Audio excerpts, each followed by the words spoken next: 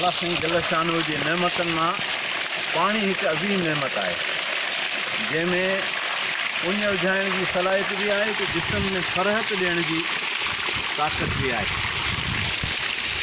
तवानाई हासिल करण लाइ जेतिरा बि ज़रिया आहिनि उन में सभ खां वॾो ऐं ख़ूबसूरत ऐं बहितरीनु ज़रियो पाणी आहे। पाणी जहिड़ी अज़ीम नेमत आहे एतिरो अल्लाह ताला उन्हनि खे आसान बनायो आहे, पर किन जे लाइ आज़माइश तौरु पाणी ॾुखियो मुयसरु थिए थो।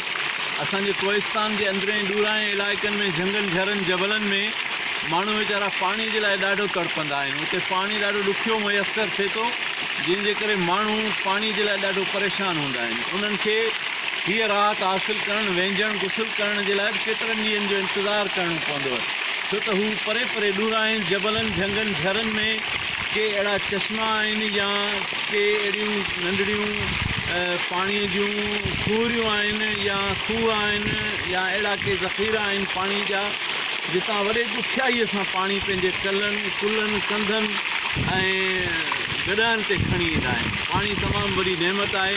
हिन वक़्तु असां रोज़े जे हालत में गर्मीअ खां बेज़ार थी करे फ़रहत हासिलु करण लाइ काका किशन चंद आडवाणी साहिब जे फारम ते आडवाणी फारम ते असांजे प्यारे दोस्त डॉक्टर श्याम सुंदर आडवाणी साहिब जे फारम ते हीअ राहत हासिलु करण लाइ पहुता आहियूं। असां आडवाणी साहिबनि खे दुआऊं ॾियूं था त अल्लाह ताला हुननि खे ख़ुशि रखे, रब साईं अञा हुननि जे रिज़्क़ रोज़ी में बरकतूं विझे, हुननि जे लाइ आसानियूं ऐं जेको आहे सो बरकतूं अता फ़रमाए, जो हुननि पंहिंजे हिकिड़े शौक़ जे ख़ातिर हिकिड़े शगफ़ जे ख़ातिर अहिड़ो ख़ूबसूरत फारम ठाहियो आहे जेको असांजे इलाइक़े जी सूंहं बि आहे, ख़ूबसूरती बि आहे, त राहत ऐं सुकून जो सबबु बि आहे। ऐं हीअ राहत हासिलु कंदे असां हिन पाणीअ में वेंझंदे अल्लाह ताला जो शुक्र अदा कंदे उन्हनि खे दुआऊं ॾियूं था। उन सां गॾोगॾु असां रोज़े जे अंदरि हिकिड़ी पंहिंजे लाइ सहूलियत ऐं आसानी बि मुहैया कयूं था ऐं दुआ ॾियूं था त अल्लाह ताला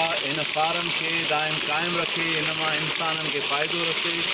ऐं ॾिसो, हिकिड़ी ॻाल्हि ज़हन में रखो सभु माण्हू त जॾहिं माण्हू पाणीअ जो इस्तेमालु करे थो गुसल जे लाइ, हथ मुंहुं धोइण जे लाइ या कंहिं बि ज़रूरी इस्तेमाल जे लाइ, त उन पाणी जो नेकाल माण्हू जीअं हिननि बंदोबस्तु कयो आहे त हीउ पाणी नालियुनि जे ज़रिए सां वरी वणकारी ॾांहुं वञे थो ऐं ज़ाया थियण जे बजाए कम में अचे थो। इहो ॾाढो ज़रूरी आहे।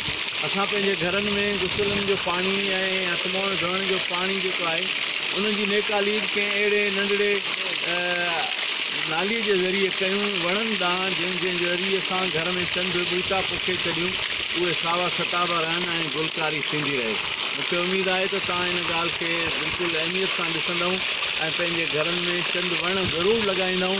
वण घर जी सूंहं आहे, माहौलियात खे बहितर करनि था वण, ऐं पाणी घर में जेको इस्तेमालु जो आहे उन जी नेकाली सिर्फ़ु वणनि ॾांहुं कजे त ॿई कम थी वञनि, वण बि अची वञनि, पाणी बि ज़ाया थियण खां बची वञे।